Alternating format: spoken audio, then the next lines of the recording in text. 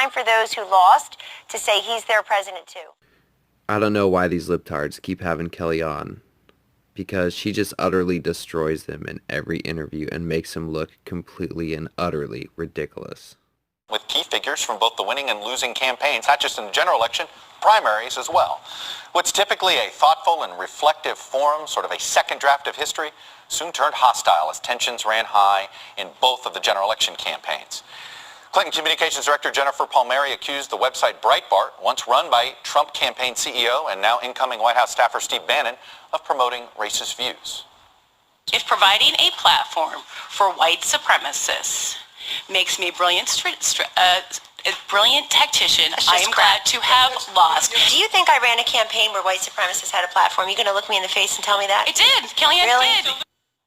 Hey, Palmieri, you want to know who ran a racist campaign? It was your candidate, Hillary Clinton. The candidate who believes that black people can't achieve anything on their own without government assistance. The candidate that believes that all white people are racist.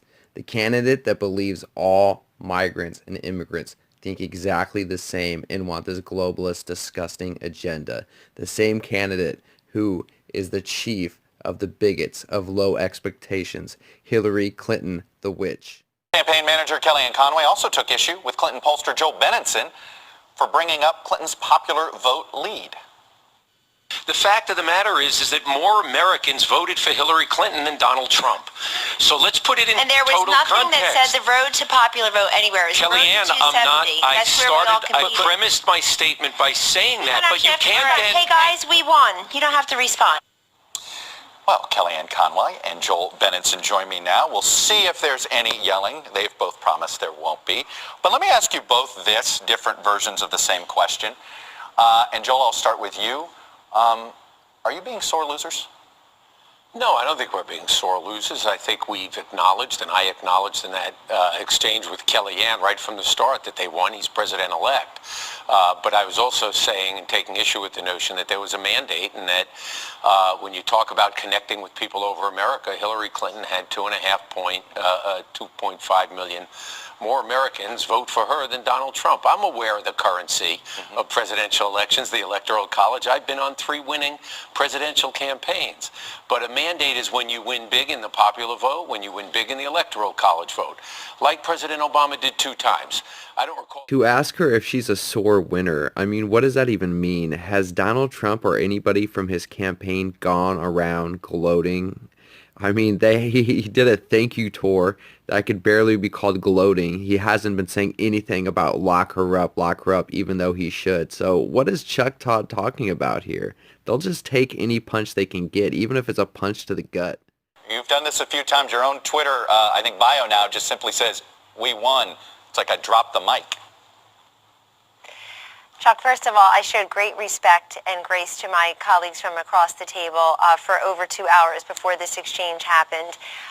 But the fact is that we're the ones who understood America. And the idea that we're going to talk about the popular vote, I think, answers your questions about sore losers.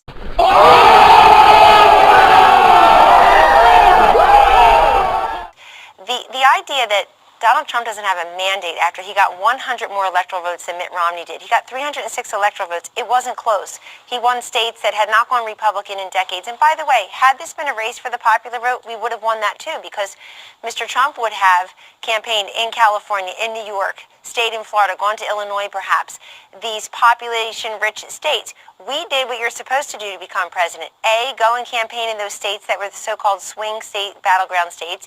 B, actually have an economic message that appealed to workers across the country, actually talk about patriotism, defeating radical Islamic terrorism, repealing, replacing Obamacare. People open up their mailboxes, fire up their computers, they see these premium increases.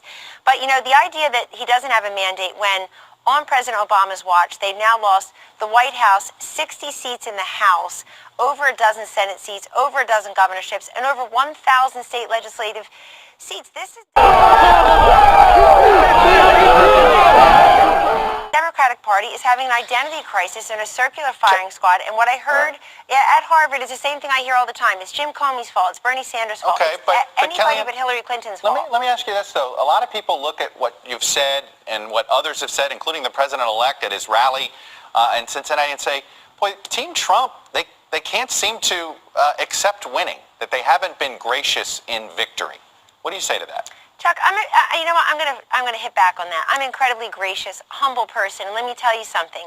Every single media outlet, including this one, on good days ignored us, on regular days mocked us. And that included when I told you and your colleagues there's an undercover, undercounted Trump vote. No, there's not. Maybe it's undercounted for Hillary, people said.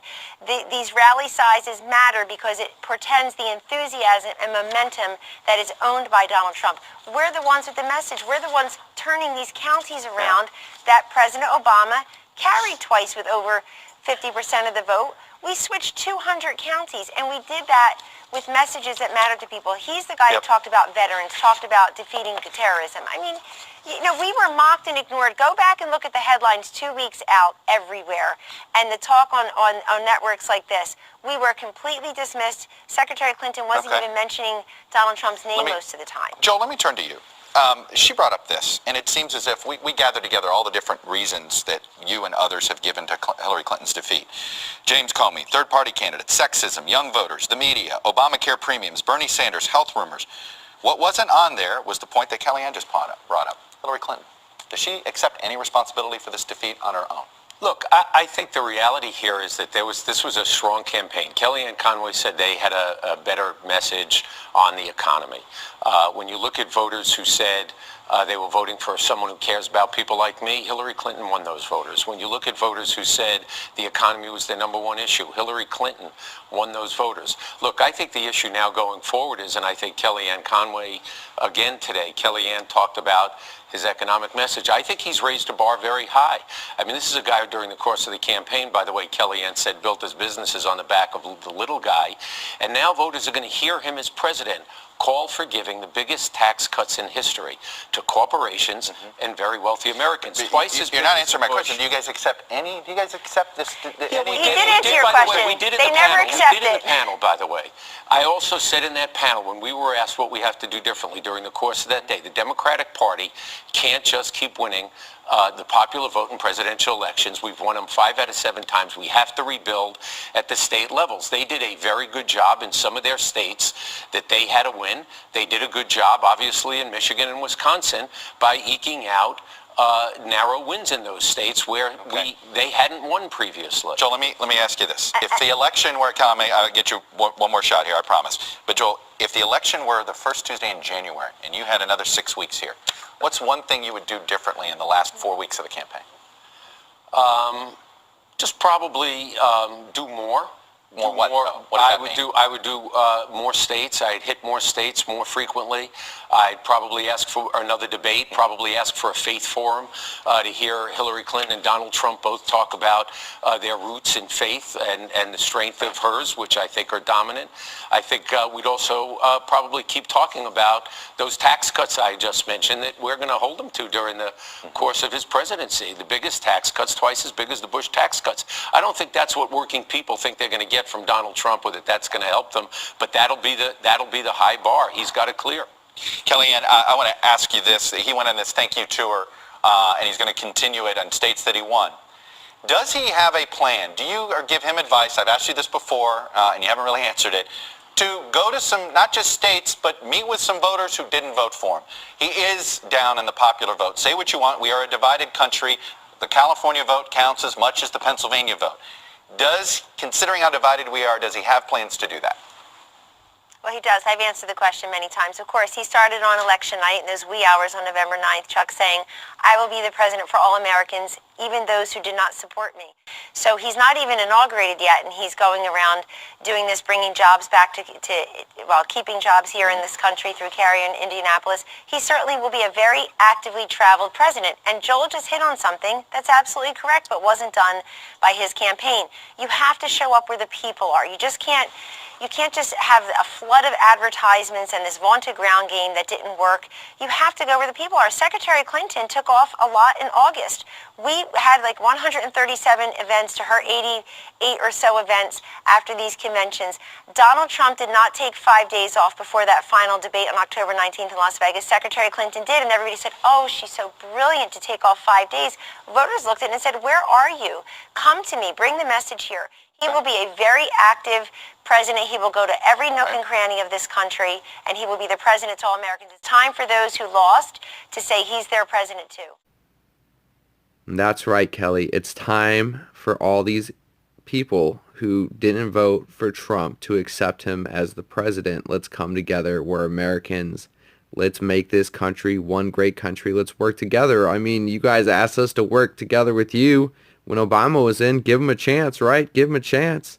Well, I mean, can't you extend the same benefit to your neighbors? Let's build this country together, guys. Liberals, come on over. Let's unite. If you guys like this video, please help spread the message, like, subscribe, and share.